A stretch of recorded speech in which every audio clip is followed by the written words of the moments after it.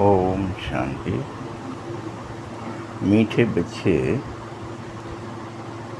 Drama का चक्र अब पूरा होता है और तुम्हें क्षीरखंड बनकर के नई दुनिया में आना होगा। वहाँ सभी क्षीरखंड है और यहाँ सब लून पानी हो चुका है। वहाँ सब कुछ क्षीरखंड ही है।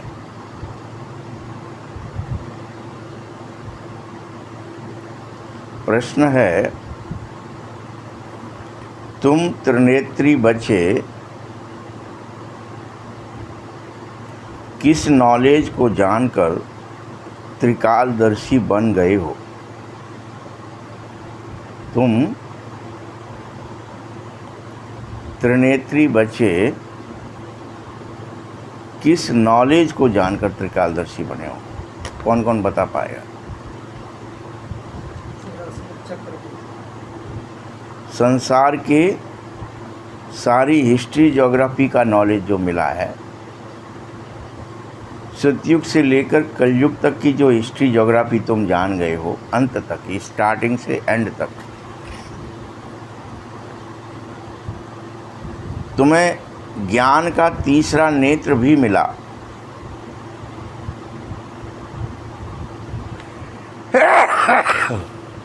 और उस नेत्र से क्या मिला कि आत्मा एक शरीर छोड़ती है, दूसरा लेती है, ऐसा करती रहती है। अनेकों शरीर छोड़े और अनेकों जिए।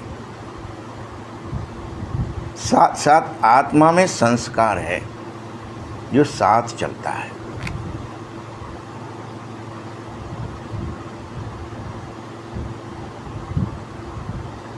इसीलिए शिव बाबा का आदेश है, बच्चे तुम अब नाम और रूप से न्यारे बनो और अपने को अशरीरी आत्मा समझो। तुम ना नाम में फंसो न रूप में फंसो। ये रूप शरीर का है, नाम भी शरीर का है। तुम्हारा तो नाम आत्मा ही है और तुम आत्मा अशरीरी हो। प्रत्येक को ये बात भगवान बता रहा है, आदेश दे रहा है। गीत है, धीरज धर मनवा। ओम शांति। कलप कलप तुम बच्चों को एक ही बात कही जाती है और बच्चे यह बात जानते भी हैं। बोलो, तुम्हारे दिल होती है ना कि अब जल्दी से हम सभी दुखों से छूट जाएं और सतयुग हो जाए ये दुनिया।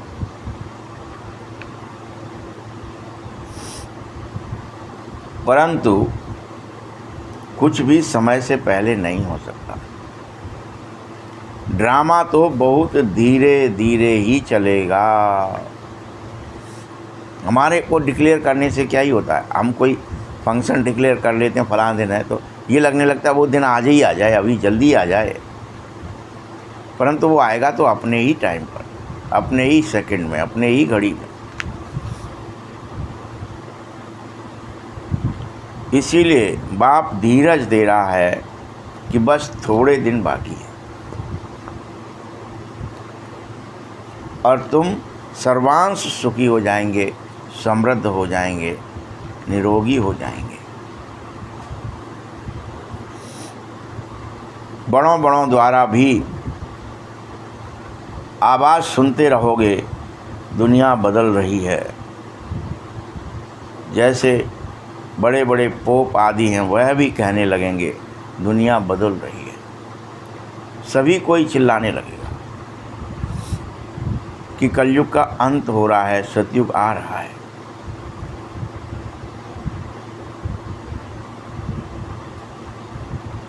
अच्छा, फिर शांति कैसे होगी? क्योंकि इस समय तो सबके अंदर अवगुण देखने की ही शक्ति बची है। बस सब लून पानी हो चुके हो, खारा पानी। किसी के अंदर गुण देखना, स्वयं में गुण धारण करना है ही नहीं। लून पानी ही लून पानी है। चारों तरफ समुद्र की तरह संसार है, मनुष्य हैं, लेकिन सब में अवगुण हैं, खारीपना है।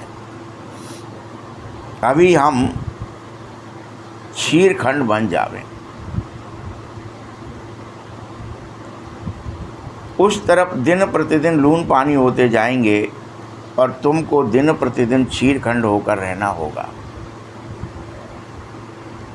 जो इस तरफ आ रहे हैं, जो प्रकृति पार आ रहे हैं, जो अपने को आत्मा निश्चय कर रहे हैं, वो क्षीरखंड होते जाएंगे और जो देह समझेंगे वो और ज़्यादा लून पानी होते जाएंगे। और उसका परिणाम क्या होगा कि वह दिन प्रतिदिन आपस में लड़ झगड़ कर ख़त्म हो जाएंगे।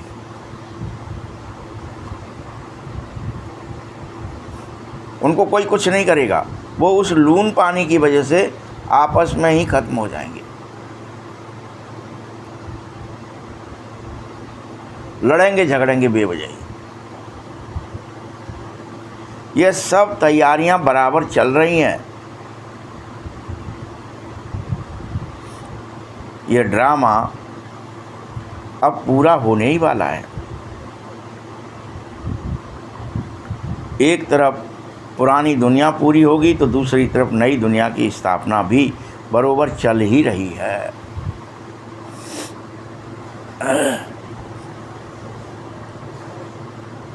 नई दुनिया सो पुरानी और पुरानी दुनिया सो नई फिर अवश्य बन जाएगी। इसी को परिवर्तन कहेंगे, पलटना कहेंगे। कि अकस्मात एक समय ऐसा आया कि दुनिया पलट गई, तो हम सोचते उत्तरी ध्रुव दक्षिणी ध्रुव हो जाएगा, या ऐसे कुछ पृथ्वी घूम जाती होगी, पलट जाती होगी। पुरानी नई हो जाएगी, नई पुरानी हो, पुरानी सो नई और नई सो पुरानी।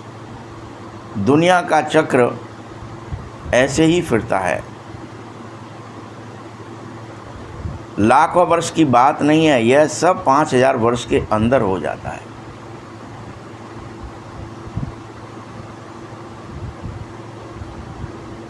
तुम बच्चे अच्छी रीति जानो, भक्ति बिल्कुल ही अलग चीज़ है। भक्ति का कनेक्शन बिल्कुल भी राम के साथ नहीं है, सारा कनेक्शन रावण के साथ है। भक्ति माने देह अभिमान, भक्ति माने देह के साथ दिखावा, भक्ति माना ही देह की स्मृतियाँ, देह से कर्म करना, क्रियाएं करना। तो उसका संबंध रावण से है। और ज्ञान का कनेक्शन राम के साथ है।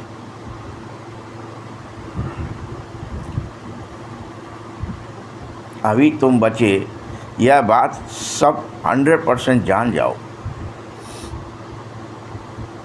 तुम मुझे बुलाते हो, अभी हे पतित पावन आओ, आकर के पावन दुनिया स्थापित करो। जिस नई दुनिया में, पवित्र दुनिया में, जहाँ पवित्रता होगी वहाँ जरूर सुख होगा और शांति भी होगी। ये होगा ही ऑटोमेटिकली, इसमें कोई कुछ कर नहीं सकता है। जहाँ पवित्रता होती है वहीं सुख और शांति आ जाती है।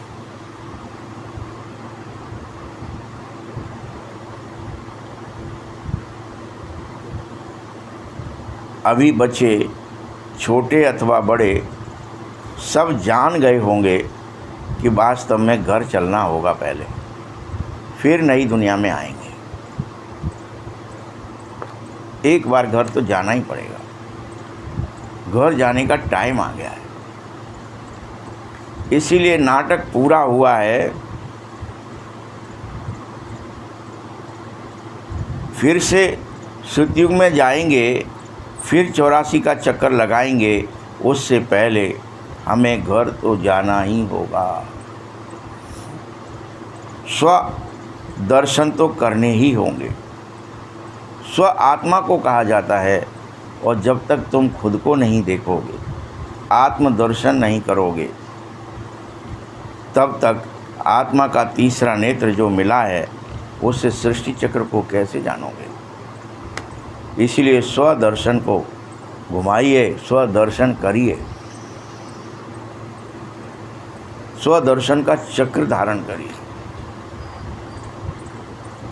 और त्रिनेत्री बन जाइए। यही आत्मा का तीसरा नेत्र ज्ञान के द्वारा खुलता है। तुम त्रिनेत्री हो। सभी मनुष्यों को तो मात्र स्थूल नेत्र ही हैं, वो सब तो मरे ही पड़े हैं, विकृत हैं, दुखी हैं, अशांत हैं। ज्ञान का नेत्र किसी को भी नहीं है। जो बच्चे पहले त्रिनेत्री बनेंगे, फिर वही त्रिकालदर्शी भी बन जाएंगे। आत्मा ही एक शरीर छोड़ दूसरा, दूसरा छोड़ तीसरा लेती रहती है। यह जान जाएंगे और यह भी जान जाएंगे कि आत्मा में संस्कार हमेशा रहते ही हैं। मन और बुद्धि दोनों मर्ज हो जाते हैं और संस्कारों सहित आत्मा जाती है।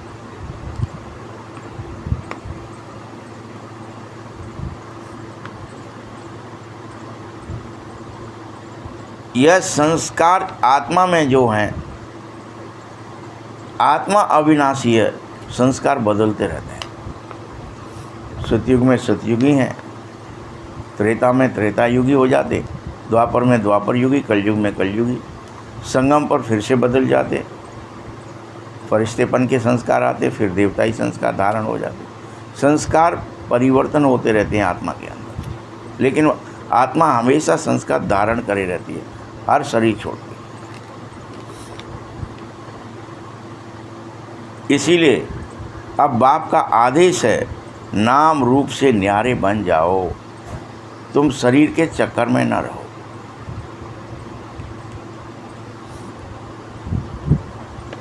सदैव अपने को अशरीरी आत्मा ही समझो, देह नहीं समझो। जो आप बार बार देह समझ बैठते हो, स्त्री या पुरुष समझ बैठते हो, मैं इससे बड़ा हूँ, इससे छोटा हूँ, इसका ये लगता हूँ, उसका वो लगता हूँ, यही समझकर जो व्यवहार करते हो, यह मत समझो।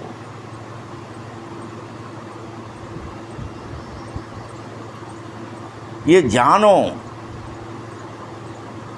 कि हम बल आधा कल्प से परमात्मा को याद कर रहे थे, क्योंकि जब ज़्यादा दुख हुआ तब ज़्यादा ही याद किया। अभी किसी को दुख हो जाता है, शारीरिक पीड़ा हो जाए, मानसिक पीड़ा हो जाए, तब फिर चिल्लाएगा, हे भगवान, हे ईश्वर, मुँह से भी निकालेगा, ढोंग भी करेगा, जैसे कि जाने कितना ही याद कर रहा है। ये क्रिया है। कितना भी दुखी हो जाओ, आगे इतने दुख नहीं थे, अभी सबसे जब से बाहर वाले आ गए हैं तब से यहाँ राजाएं लोग भी आपस में लड़ते हैं और सब एक दूसरे से जुदा जुदा हो गए। हर कोई हर दूसरे से, प्रत्येक से अपनी मन मत में लिए घूम रहा है कि मेरी बात नहीं सुनी, मैं नहीं जाता।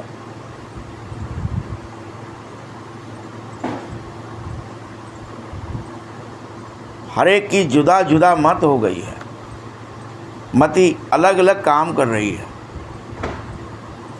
सतयुग में एक राज्य होगा, एक मत होगा, सब एक मत हो जाएंगे। एक ने कहा, सब ने मान लिया। अभी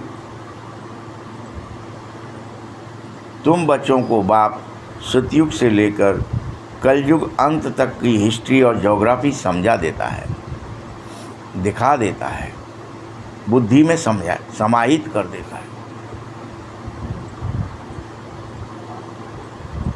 यह भी समझाता है कि सतयुग त्रेता में पूरे पृथ्वी पर एक ही राज्य होता है बस, और वसुधैव कुटुंब की तरह व्यवहार होता है। न कोई मिलिट्री है, न कोई पुलिस है, न कोई झंझट है, न कोई झगड़ा है।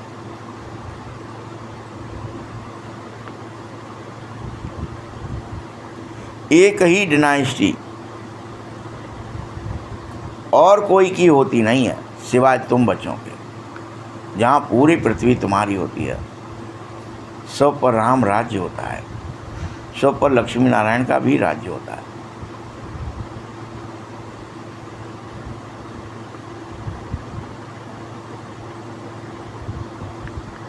कृष्ण आदि में भी देखो इस समय तो फूट हो गई है। अभी कोई भी एक मत नहीं है, लेकिन सतयुग और त्रेता में सारा विश्व एक के हाथ में ही रहता है। सब उसी का अनुसरण करते हैं।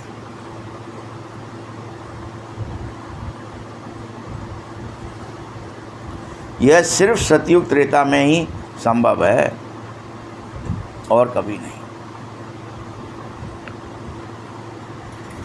यह बेहद की हिस्ट्री और ज्योग्राफी तुम्हारी बुद्धि में होनी चाहिए। और कोई सत्संग में हिस्ट्री और ज्योग्राफी अक्षर नहीं सुनाए जाएंगे। यहाँ तो रामायण महाभारत सुनाते रहते हैं, लेकिन मेरे पास यह बातें नहीं हैं। संसारी लोग तो रामायण महाभारत की कथाएं सुनाते रहेंगे, बस ऐसा हुआ ऐसा हुआ ऐसा, और उनका भी भाव नहीं जानेंगे कि वो भावात्मक शास्त्र लिखे जाते हैं। मैं तो तुम्हें रियल वर्ल्ड की हिस्ट्री और ज्योग्राफी सुनाता हूँ कि ऐसा ही होता है, ये रियल होता है। कोई कहानी नहीं सुना रहा हूँ कि तुम 84 जन्म लेते हैं और सतयुग में तुम 7 गुणों से भरपूर होते हैं।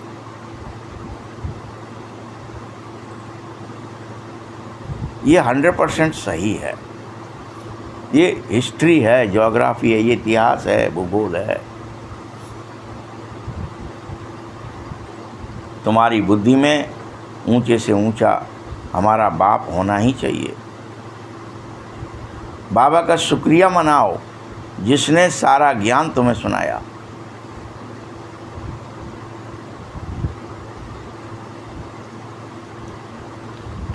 यहाँ 2 तरह के झाड़ हैं बच्चों। एक है आत्माओं का झाड़, दूसरा है मनुष्यों का झाड़।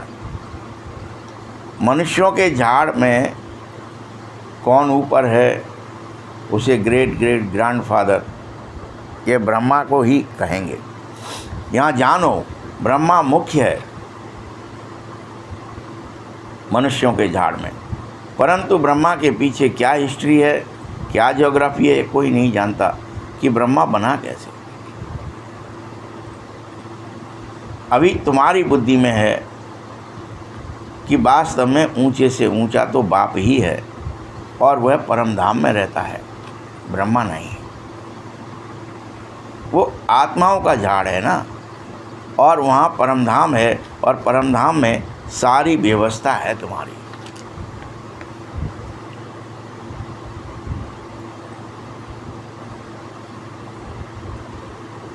फिर सूक्ष्म वतन का भी तुमको मालूम है कि मनुष्य ही फरिश्ता बन सकता है और मनुष्य ही देवता भी बनता है। फरिश्ता बनने के चक्कर में सूक्ष्म वतन दिखाया जाता है। तुम आत्माएं, शरीर तो सूक्ष्म वतन में नहीं जा सकता ना, तुम आत्माएं सूक्ष्म वतन भी जाती हो और मूल वतन भी।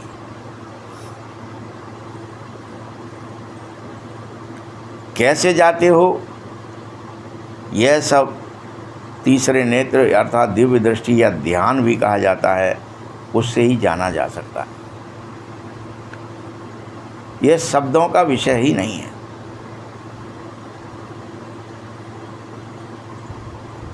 तुम बच्चे ध्यान में ब्रह्मा विष्णु शंकर को देख सकते हो। इसीलिए कहानियां बैठ बनाई हैं कि शंकर ने आँख खोला और विनाश हो गया। अब इसने तो कोई समझ न सके, इनसे तुम समझो विनाश तो ड्रामा के अनुसार ही होता है, किसी के आँख खोलने से नहीं।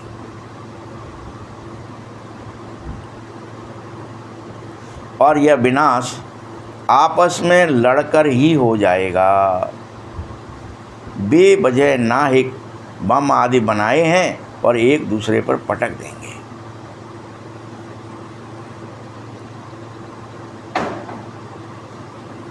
एक दूसरे का अहंकार सामने आएगा।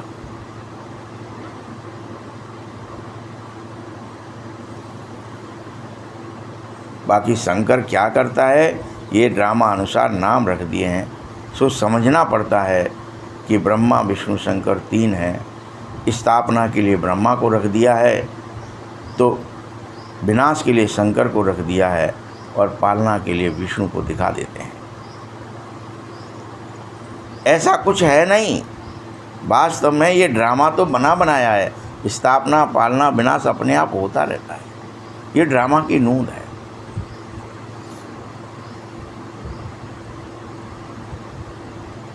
वृक्ष बनेगा, फल निकलेगा, गिरेगा, फिर उगेगा, फिर से नए वृक्ष बनेंगे। ये सब होते ही रहते हैं। वैसे ही ये सृष्टि भी है। इसको ना कोई ब्रह्मा या विष्णु या शंकर चलाते नहीं है कि मैं इसका ये पालना कर रहा हूँ, लो मैं इसको काट रहा हूँ, मैं इसको बो रहा हूँ। ये तो ड्रामा है।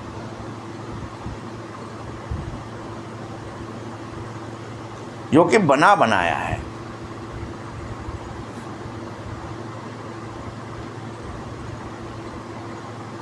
शंकर का कोई पार्ट भी नहीं है। बल ब्रह्मा और विष्णु का पार्ट दिखाते सारे कल्प में कि ब्रह्मा सो विष्णु बन जाता और विष्णु सो ब्रह्मा बन जाता। ऐसे दिखा दिया।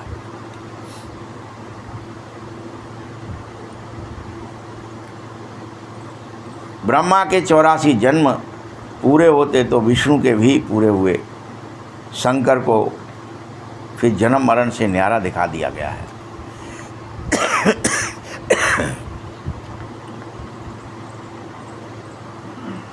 इसीलिए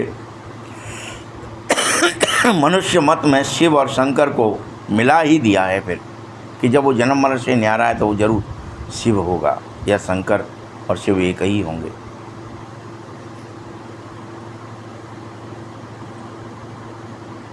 वास्तव में शिव का बहुत बड़ा पाठ है, और वो पाठ है पढ़ाई के रूप में। शिव आते तो पढ़ाते हैं, शिक्षा देते हैं, और कहते हैं अपने को आत्मा निश्चय कर मुझे याद करो, तो तुम पुनः पाप मुक्त हो जाएंगे, दुख मुक्त हो जाएंगे, पुण्य आत्मा बन जाएंगे। शिव को भगवान कहा जाता है, और भगवान नॉलेजफुल है, पावरफुल है, पीसफुल है, ब्लीसफुल है,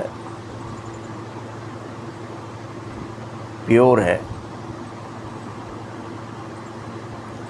भगवान कभी प्रेरणा से काम नहीं करता। वह आता है, सिस्टमेटिक शिक्षा देता है, प्रेरणा नहीं देता। तुम्हें सुधारने के लिए शिक्षा देता है, तुम्हारी परीक्षा लेता है, सृष्टि का चक्र का ज्ञान देता है। इसलिए बाबा समझा रहा है, मीठे बच्चे, प्रेरणा की तो कोई बात ही नहीं है। मुझे तो बाकायदा सृष्टि रचने, पुनर्स्थापित करने, स्वर्ग की स्थापना करने आना पड़ता है। तुम्हें समझाना पड़ता है। बार बार समझाता हूँ। कि अपने को आत्मा निश्चय करो। तुम शरीर हो ही नहीं, रहते हो शरीर में। शरीर अलग है और तुम अलग हो, लेकिन तुम दिन भर किस में चले जाते हो? मोबाइल भी देखेंगे, खून कैसे जम जाता है, इसको कैसे पतला करें, क्या खा लें, क्या पहन लें, क्या ओढ़ लें, कैसे चलें, कौन सा फैशन है, क्या डिज़ाइन है, कौन सी कार आई है मार्केट में, कौन सा हेलीकॉप्टर आया है, कौन सी रचना रची जा रही है, कैसे बिल्डिंग, सब शरीर की क्रियाओं में ही फंस जाते हैं। ये दृश्यमान जगत तुम्हारे कोई काम का नहीं है। बाबा कह रहे बच्चे, मेरे में सृष्टि के चक्र का ज्ञान है, मेरे को यह पाठ है, मेरी आत्मा में नूंद है। ये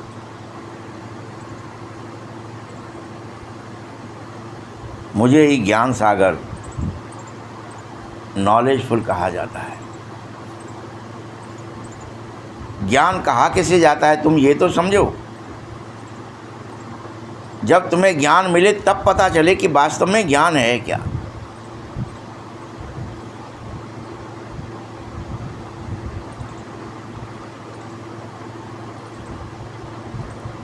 मिला ही नहीं है तो अर्थ कैसे मालूम पड़ेगा? जिसे जिसे ज्ञान मिलता जाएगा वह सब स्वयं में धारणा कर लेगा। आगे तुम कहते थे ना कि भगवान ईश्वर प्रेरणा करता है, वह सब कुछ जानता है। हम जो पाप कर रहे हैं वह ईश्वर देख रहा है। बाबा कहते हैं कोई मैं ये धंधा करता ही नहीं हूँ भाई कि तुम्हारे पापों को देखता फिरूं, लिखता फिरूं तुमने कितने किए, फिर उस हिसाब से तुम्हें दंड देता घूमूं।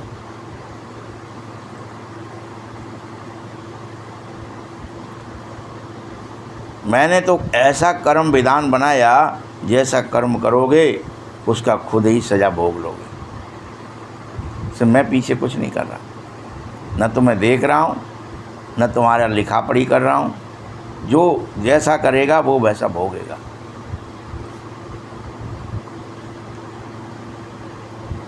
मैं किसी को दुख नहीं देता, सज़ा नहीं देता, खुद ही आप अपने ड्रामा अनुसार पाते हो। ना इसमें कोई प्रेरणा की बात है और ना ही मैं प्रेरणा से कोई काम करता हूँ। मैं प्रेरणा से करूँ तो जैसे मैंने सज़ा दी है, कोई को कहना कि इनको मारो तो वह दोषी हो जाएगा ना। तो वैसे ही अगर मेरे कहने से तुम सजाएं खाओगे या प्रेरणा से मेरे से कर्म करोगे तो उसका दोषी मैं हो जाऊंगा और मैं दोष मुक्त हूँ। क्योंकि कहने वाला फंस जाता है। कोई भी हो, चाहे मैं हो, चाहे शंकर ही क्यों ना हो, शंकर अगर प्रेरणा देगा तो वह खुद फंस जाएगा। मैं तो तुम बच्चों को सुख देने वाला रास्ता बताता हूँ।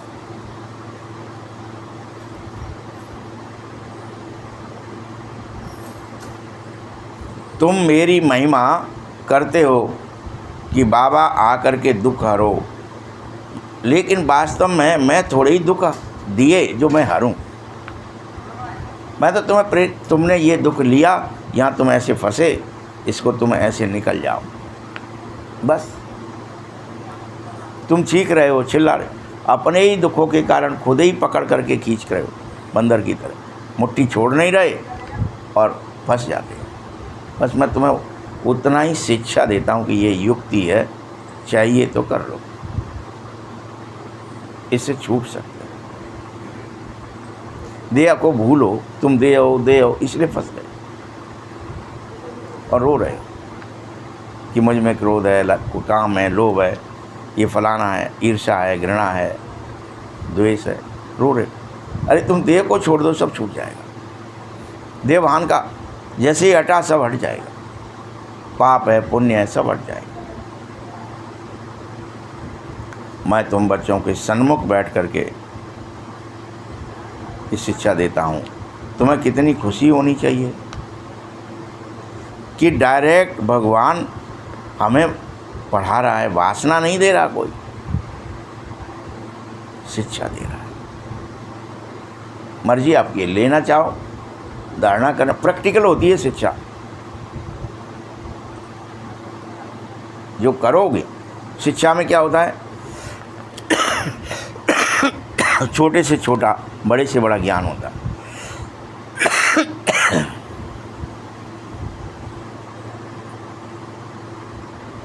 बाबा हमको पढ़ा रही हैं, ये आत्मा और परमात्मा का मेला भी कहा जाता है।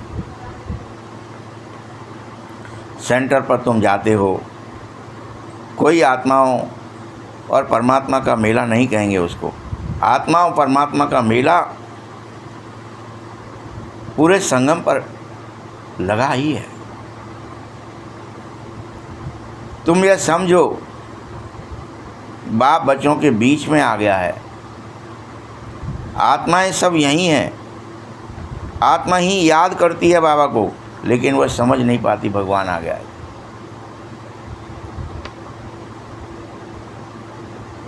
वो देह के भान में याद करती है। इसीलिए सबसे अच्छा मेला है अभी, जहाँ तुम्हें आदेश है, पहले पहले स्वयं को आत्मा तो निश्चय कर, फिर बाबा को याद कर। बाप आकर तुम सभी आत्माओं को इस रावण के राज्य से छुड़ा देगा। क्या करेगा? शिक्षा देगा बस, कि तुम आत्मा निश्चय कर, आत्मा निश्चय कर, आत्मा निश्चय कर। तो तू सब रावण के विकृतियों से, क्रोध से, काम से, सबसे छूट जाएगा।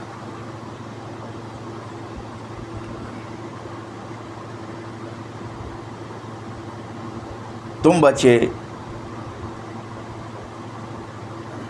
मनुष्य से पारस बुद्धि बन जाओगे, साधारण बुद्धि नहीं रहोगे, पत्थर बुद्धि भी नहीं रहोगे। मात्र इस मेले में आकर अपने को आत्मस्मृति दिलाकर। उन मेलों में तो मनुष्य और मैले हो जाते हैं। जैसे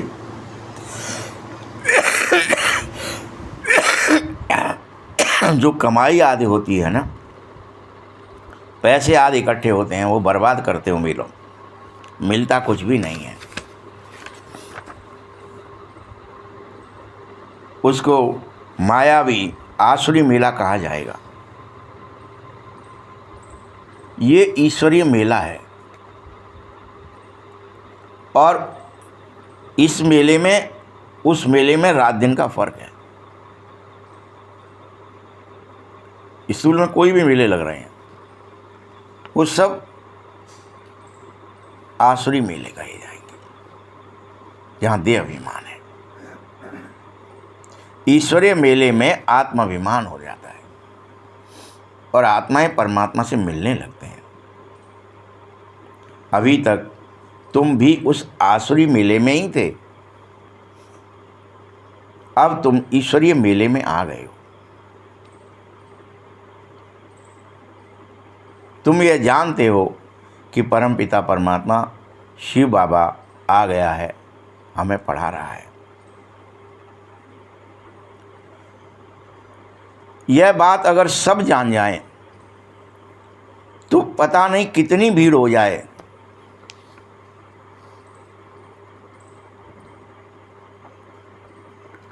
इतने मकान आदि रहने के लिए कहाँ से और कैसे बनाओगे? पिछाड़ी में बस गाने आएंगे, अहो प्रभु तेरी लीला। अब कौन सी लीला? सृष्टि को बदलने की ट्रिक लीला कही जाएगी। तुम्हारे स्वभाव और संस्कारों की ट्रिक बदल जाएगी। तुम्हारे संस्कार बदल जाएंगे, तुम्हारी स्मृति बदल जाएगी। यही लीला बाप दिखाता है। यह सबसे बड़ी लीला है, जिस लीला के कारण पुरानी दुनिया खत्म होने से पहले ही नई दुनिया की स्थापना हो जाती है। क्योंकि जो खत्म होंगे वो तो आपस में लड़ मर के ख़त्म होने वाले हैं, वो तो शरीरों को ख़त्म करेंगे, वो तो पूरी सृष्टि को, शरीरों की सृष्टि को, दृश्यमान जगत को ख़त्म कर देंगे। याद रखना, जब तक स्थापना हो रही है तब तक विनाश हो नहीं सकता, और जब स्थापना पूरी हो जाएगी तो विनाश शुरू हो जाएगा।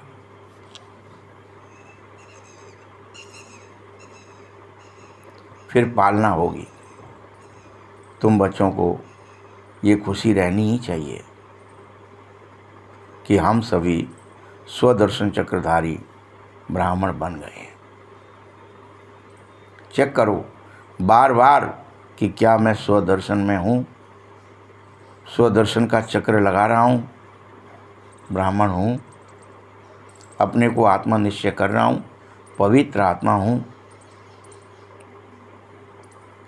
जो बच्चे स्वदर्शन चक्रधारी ब्राह्मण बनेंगे सो चक्रवर्ती राजा भी बनेंगे।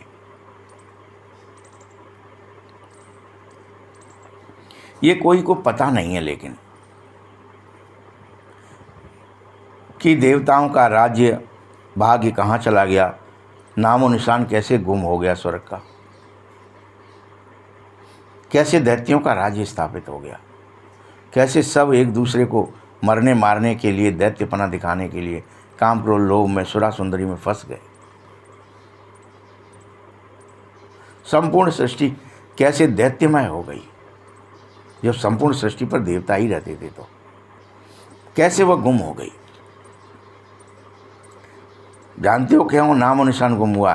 कि देवताएं अपने को देवता न कहला सकें, हिंदू कहने लगे। इससे बुरी हालत क्या होगी। कोई देवता न रहा। लक्ष्मी नारायण को तो ऐसे कभी नहीं कहेंगे, वह तो देवता ही हैं। अब इस मेले में तुम ड्रामा अनुसार आ गए हो, यह भी ड्रामा की नूंद है। धीरे धीरे तुम्हारी वृद्धि भी होगी। तुम्हारा जो कुछ पाठ चल रहा है फिर कलब बाद जरूर चलेगा। यह चक्र ऐसे ही फिरेगा। रावण राज्य में फिर से आधा कलब बाद आसुरी पालना भी करोगे। अभी तुम जो ईश्वरीय बच्चे हो, यह फिर तुम्हारा ईश्वरपना भी खत्म हो जाएगा और तुम दैवीय बच्चे कहलाएंगे, देवताओं के बच्चे। वह भी सिर्फ सतयुग में। त्रेता आते ही तुम क्षत्रिय बन जाएंगे ऑटोमेटिकली। तुम्हें क्षत्रियपना अच्छा लगेगा।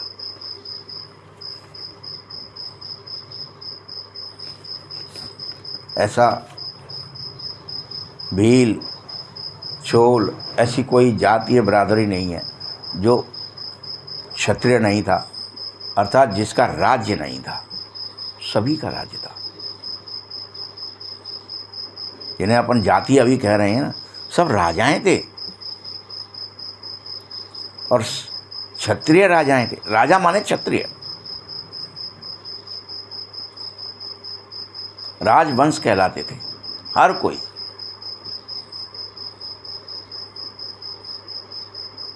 राजा क्षत्रिय बनते थे। सब राजा थे, सब। ऐसा कोई था नहीं। पाल चोल ऐसा कोई राज्य नहीं था, ऐसा कोई व्यक्ति नहीं था जिस बिरादरी और जाति का राजा ना हुआ हो।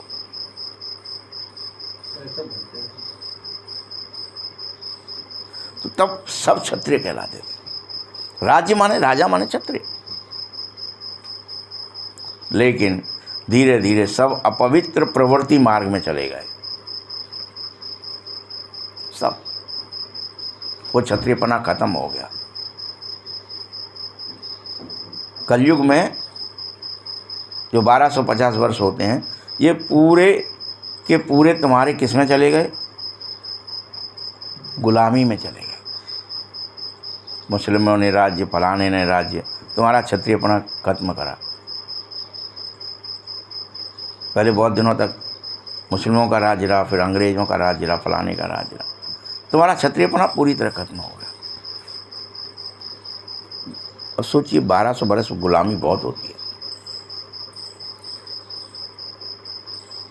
अंग्रेज कौन जाती थी? कोई बात जैसे देवताओं की तरफ दैत्य आते हैं ना, देवाभिमानी मनुष्य दिखाए ना कि वो पाताल लोक से आ गए। आपकी कहानियाँ क्या भरी पड़ी हैं बताइए ना शास्त्रों में, कि कोई पैदा हुआ कहीं और वो आक्रमण करना चाहता है, चलो अपन स्वर्ग पर आक्रमण करेंगे। भारत को स्वर्ग कहा जाता था। तो लोग यहाँ पर देखते थे सोने के महल हैं, सब लोग ऊपर से नीचे तक सोने के मुकुट पहनते हैं, सोना ही पहनते हैं, बड़े मस्त रहते हैं, किसी से किसी को सब व्यवस्थाएं हैं, खान पान है, हर चीज़ है, सब पढ़े लिखे हैं 100%, सबके पास रोज़गार है, कोई भिखारी नहीं था भारत में। 250 वर्ष पहले तक की बात है ये सब। सोने के सिक्के मोहरें चलती थीं।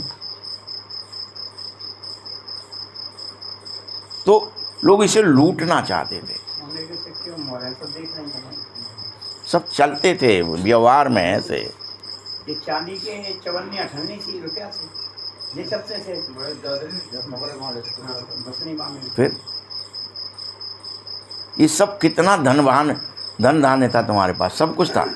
तो जो अपवित्र प्रवृत्ति मार्ग आया, अपन ने सब लुटा दिया, सब लूट गया। दूसरों ने आकर के आक्रमण कर लिए कि इसे लूटो। कलयुग में इसीलिए दिखाया है कि ये 42 जन्म होते हैं और 42 जन्म तुम्हारे दुख के हैं, बेहद अपवित्रता के हैं। इसी में मस्त हैं, सुरा सुंदरी, डांस कर लो, वैश्यागमन कर लो। नहीं हम तो राजा बन गए, अब हमें भी वैश्याएँ मिलेंगी। बस सारा लुटा दिया आपने और दूसरे ने लूट लिया। चले भाई साहब सिटी में मैंने देखी है खूब, हर एक सिटी में वैसा है। तो तुम अपवित्र मार्ग से फिर से पवित्र प्रवृत्ति मार्ग वाले बनो, फिर से पुनः देवता बनो, मनुष्य मत रहो। बाकी यह बात जरूर है कि इतनी भुजाएं नहीं होंगी आपके पास जो दिखाई हैं। विष्णु कौन है यह भी कोई जानते नहीं है। महालक्ष्मी की पूजा करते हो तो महालक्ष्मी अर्थात लक्ष्मी जी को आगे, नारायण को पीछे रखते हो तो 4 भुजा हो जाती हैं। और जब विष्णु बन करके पूजा करते हो तो नारायण को आगे और लक्ष्मी को पीछे रख देते हो तो 4 भुजाएं हो जाती हैं। बाकी कोई भुजाएं आदि बहुत नहीं होती हैं कि अगर भगवान है तो 4 भुजा तो होगी होगी। जगदम्बा से कभी कोई धन नहीं मांगता। महालक्ष्मी की पूजा करते हो तो धन मांगते हो, क्योंकि जब तुम लक्ष्मी नारायण बन जाते हो तब सारा भंडारा तुम्हारे कंट्रोल में होता। सारा विश्व, सब कुछ, सभी भूमि गोपाल की, जहाँ में अटक कहाँ, सब कुछ भगवान का होता है। और सब वसुदेव कुटुंब बन के रहते हैं। वसुधा एक कुटुंब है, हम सब एक कुटुंब हैं, सबका सब कुछ है, लेकिन लक्ष्मी नारायण इसके ऊपर राज्य करेंगे, उनका दिया।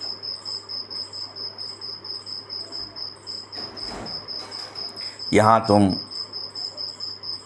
जगत अम्बा से पा रहे हो।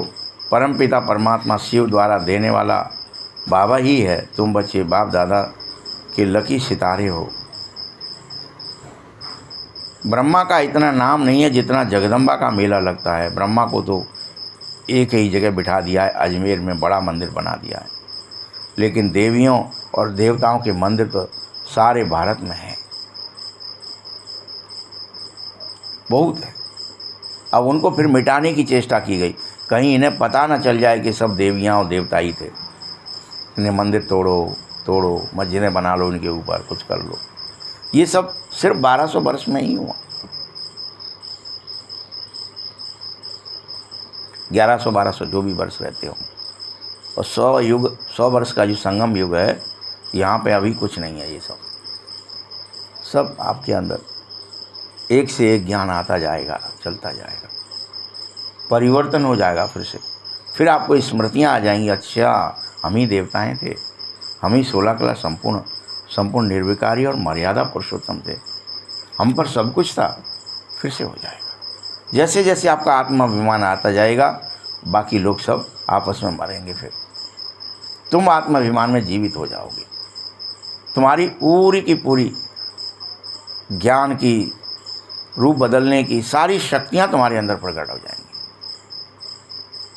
फिर से। इसलिए बाबा रात दिन एक ही बात कहता है, आत्मा निश्चय तो कर, लेकिन रोजाना। अभी भी सुनेगा मुरली, एक कान से दूसरे से निकाल देगा, आत्मा निश्चय नहीं करता। फिर शरीर निश्चय कर लेता, नहीं मैं तो फलां व्यक्ति हूँ, फलां जाति हूँ, फलां धर्म हूँ, फलां जगह हूँ।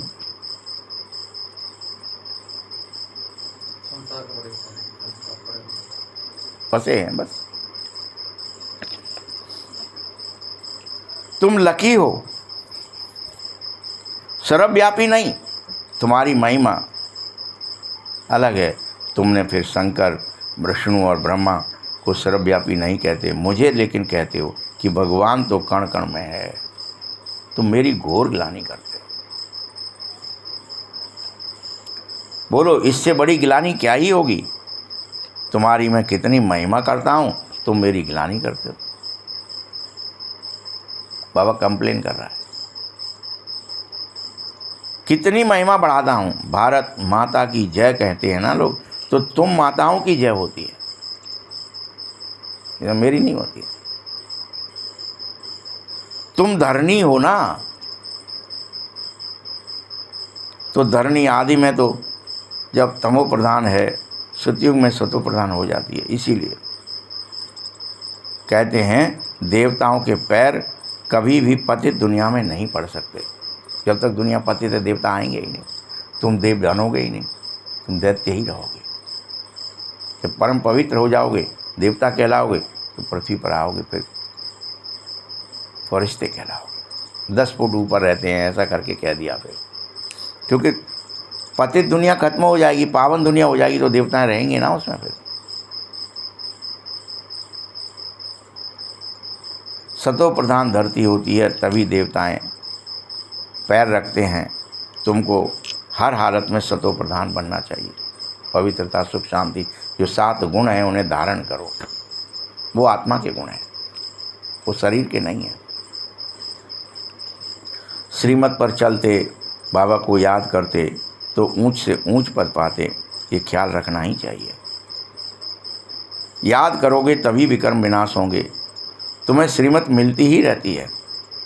सतयुग में तो तुम्हारी आत्मा संपूर्ण पवित्र अर्थात कंचन हो जाती है।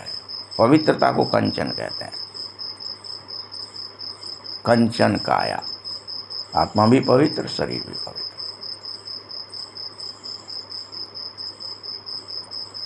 आत्मा पवित्र अर्थात कंचन होने के कारण ही शरीर कंचन मिलता है।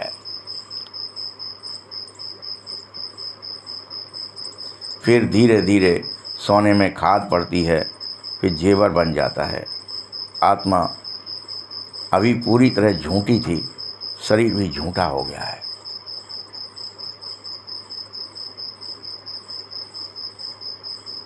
खाद पड़ने से सोने की कीमत खत्म हो जाती है, मूल्य कम हो जाती है, मुलम्मा कहलाता है। ऐसे ही तुम्हारी वैल्यू अभी कुछ भी नहीं है। तुम कुछ भी बात करो तो बात की वैल्यू नहीं बची है। आप संकल्प करो, संकल्प की वैल्यू नहीं बची है। अभी कुछ वचन दे दो तो वचन की कोई वैल्यू नहीं है। भरोसा ही नहीं किसी को, भैया एग्रीमेंट करो, फलाना करो, फोटो खिंचवाओ। पहले तो बोल दिया सो बोल दिया। पहले तुम विश्व के मालिक थे, 24 कैरेट सोने की तरह थे, अभी सिर्फ 9 कैरेट रह गए हो। मुलम्मे में 9 कैरेट होता है। बाबा तुम बच्चों को बेहद रूहान कर रहा है, बच्चों को बैठ समझा रहा है। मीठे बच्चे, तुम्हें सुन सुनकर चेंज होना चाहिए। सुन सुनकर अपने को बदलना चाहिए, चेंज होना चाहिए। इसलिए सुनाता हूँ कि तुम चेंज हो जाए और मनुष्य से देवता बन जाए। हीरे जवाहरातों के महल बन जाएं, फिर से स्वर्ग में क्या थे, वहाँ के सुविरस आदि साक्षात्कार में तुम अभी भी पीकर आते हो ना, वो रियल होंगे वहाँ। अभी तो तुमने सिर्फ सपने में पिए हैं। बस सुविरस पी लिया, मना हो गया, तो जरूरत ही नहीं कुछ और करने की। कंचन काया होती बिल्कुल, शरीर चमकते रहते हैं, पावरफुल, तेज, ओज, और सब भरा रहता है। इतनी पवित्रता होती है। वहाँ के फल इतने मीठे और बड़े होते हैं कि बात मत पूछो। यहाँ तो उस तरह का कोई दिखने में ही नहीं आएगा, मिल ना सके।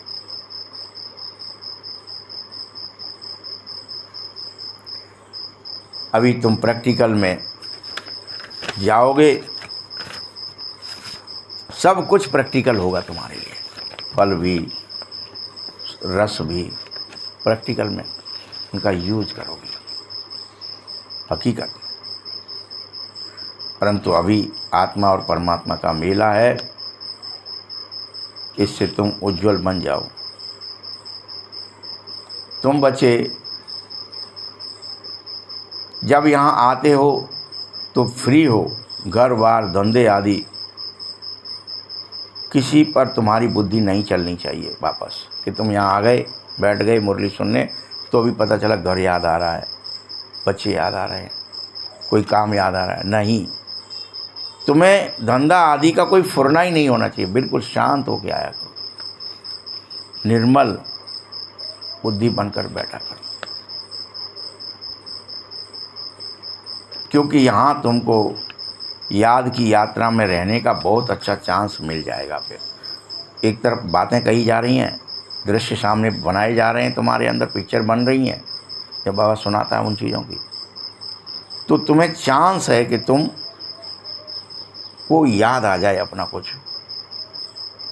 किसी किसी की पिक्चर बनाई जाती थी कि उसकी गिरने से मेमोरी लॉस हो गई, फलाना हो गया, फिर उसको उन जगहों पर ले जाया जाता था, सीनरियों में ले जाया जाता था कि शायद इसको यहाँ की कोई चीज़ याद आ जाए, इसे अपना नाम याद आ जाए, होश आ जाए कि मैं कौन था, इसी जन्म में भूल गया।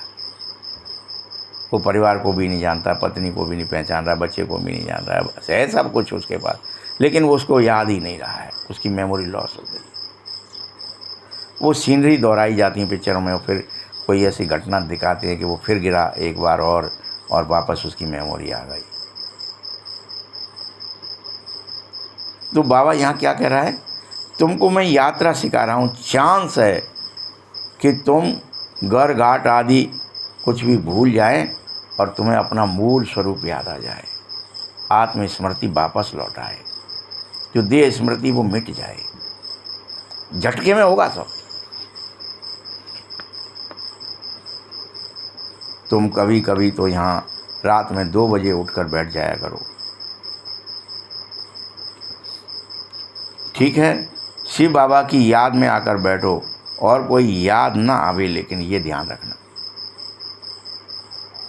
तुमको जरूर मेरी मदद मिलेगी। फिर तुम मुझे याद करोगे, मैं मदद करूँगा, मेरी मदद मिलेगी, अदृश्य मदद। सवेरे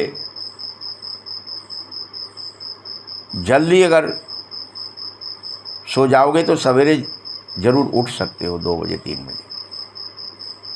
अगर रात में जल्दी नहीं सोएंगे तो कैसे उठेंगे?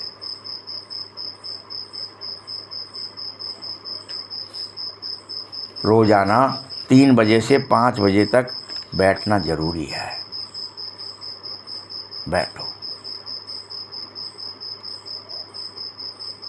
और सिर्फ बाबा को याद करो और कहो, बाबा आप आ जाओ, आज तो मिल जाओ, दर्शन दे जाओ। मैं तुम्हें योग सिखाने वाला हूँ। ये ब्रह्मा भी सीख रहा है।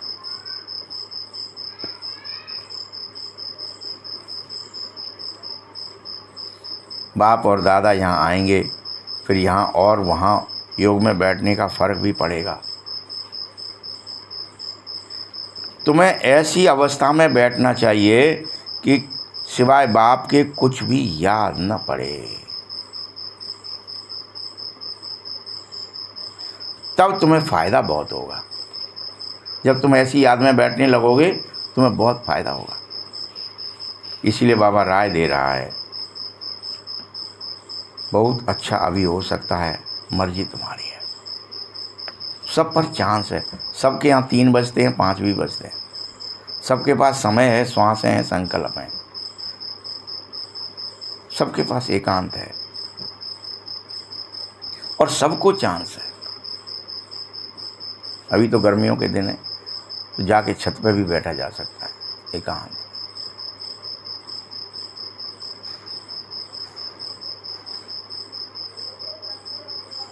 देखो बच्चे उठेंगे, कईयों को सवेरे उठने का अभ्यास होता है तो उठ जाते हैं।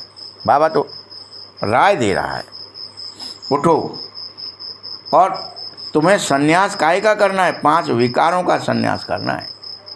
तुम ये मत सोचो सन्यासी उठेगा, हम क्यों उठें। तुम भी सन्यासी हो, तुम भी 5 विकारों का सन्यास कर रहे हो, वैराग्य कर रहे हो। 5 विकारों का वैराग्य करो। सारी पुरानी दुनिया को भूलो, ये वैराग्य करो। अच्छा, मीठे मीठे सकीलते बच्चों प्रति माता पिता बाप दादा का याद प्यार और गुड मॉर्निंग। रूहानी बाप की, रूहानी बच्चों को नमस्ते। रूहानी बच्चों को बाप दादा को बहुत बहुत याद प्यार और नमस्ते। धारणा के लिए मुख्य सार है, अभी सृष्टि बदलने की लीला चल रही है बच्चों।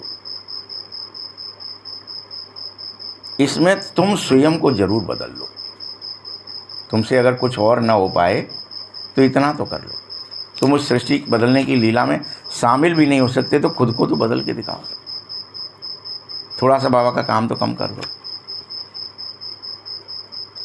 इसीलिए क्षीर खंड होकर रहना, रोज लून पानी मत बना, देह अभिमान में मत आना, क्षीर सागर में चलो, योग निद्रा में रहो।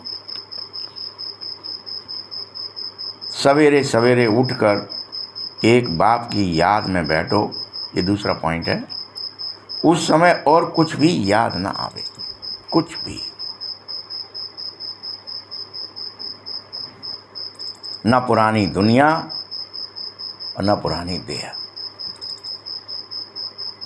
पुरानी दुनिया से बेहद का बैरागी बन जा और इन 5 विकारों का पूरा संन्यास कर ले।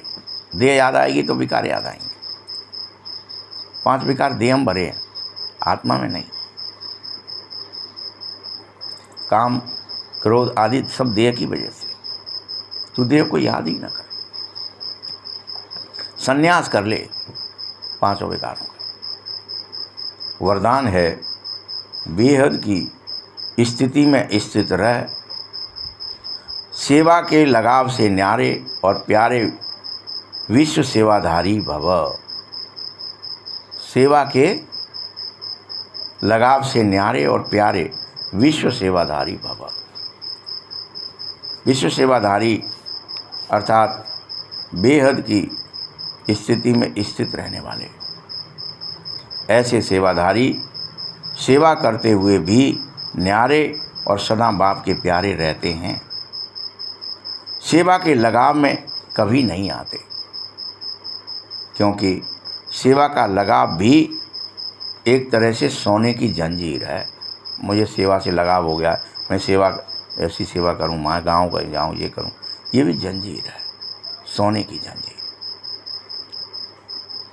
बंधन तो चाहे बेहद का हो चाहे हद का, बांधता ही है। इसीलिए तुम देह की स्मृति से, ईश्वरीय संबंध से, सेवा के साधनों के लगाव से सबसे न्यारे हो जाओ, बाप के प्यारे बन जाओ। विश्व सेवाधारी का वरदान प्राप्त हो जाएगा, सदा सफलता मिलती रहेगी। स्लोगन है, व्यर्थ संकल्पों को, जैसे ही आएगा आपके अंदर संकल्प व्यर्थ, 1 सेकंड में बंद करो, स्टॉप। तुम कैसे घुसे, बाहर गए, निकलो। आपको उसको अपने अंदर में अंतःकरण में आने की चांस नहीं देनी चाहिए कि ठीक है आते रहने दो, मैं क्या करूं, मुझसे रुकते नहीं है, मेरे वश में नहीं, मुझे मारेंगे, ऐसे नहीं। खड़े हो जाओ वहाँ डंडा लेके। व्यर्थ संकल्प को 1 सेकंड में स्टॉप करने की रिहर्सल करो तो शक्तिशाली बन जाओगे। ओम शांति।